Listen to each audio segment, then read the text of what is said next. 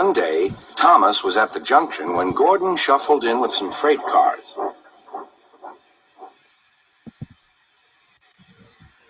"Phew," remarked Thomas. "What a funny smell." "Can you smell a smell?" "I can't smell a smell," said Annie. "A funny, musty sort of smell," said Thomas. "No one noticed it till you did," grunted Gordon. "It must be yours." Not long ago, he had fallen into a dirty ditch. Thomas enjoyed teasing him about it. "Annie, Clarabelle, do you know what I think it is? It's ditch water." Before Gordon could answer, Thomas puffed away. Annie and Clarabelle could hardly believe their ears. "He's dreadfully rude. I feel quite ashamed. I feel quite ashamed. He's dreadfully rude." And to Thomas they said, "You mustn't be rude. You make us ashamed." But Thomas didn't care a bit.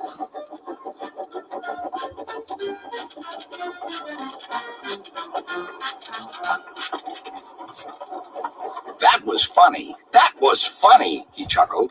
He felt very pleased with himself. Annie and Clarabelle were deeply shocked. They had great respect for Gordon, the big engine.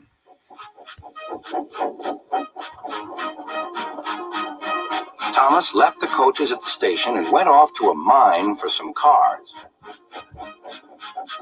Long ago, miners digging for lead had made tunnels under the ground. Their roofs are strong enough to hold up cars, but not the weight of engines. A large notice warns them not to enter the area. "Danger! Engines must not pass this board."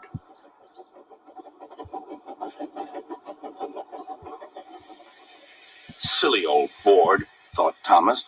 He had often tried to pass it, but had never succeeded. But this morning he had made a plan.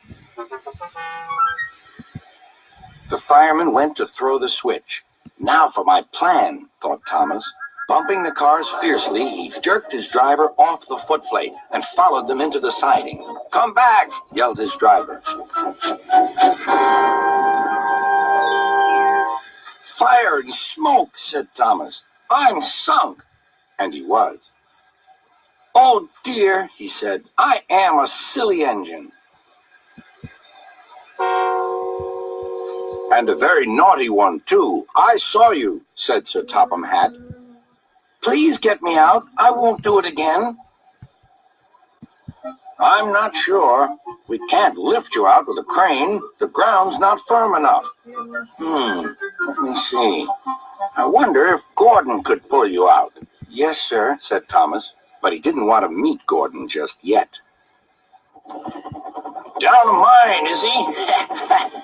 laughed Gordon. "What a joke."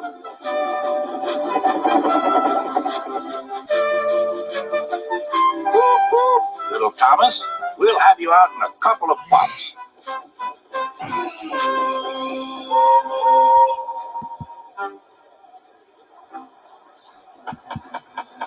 Strong cables were fastened between the two engines. "Are you ready? Heave!"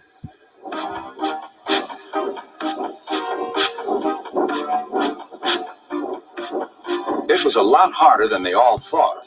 At last, Thomas was free. "I'm sorry I was cheeky," said Thomas.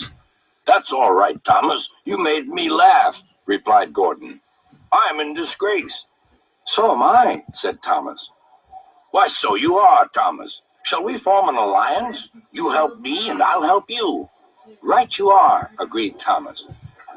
"Good, that's settled," rumbled Gordon. And buffer to buffer, the Allies puffed home.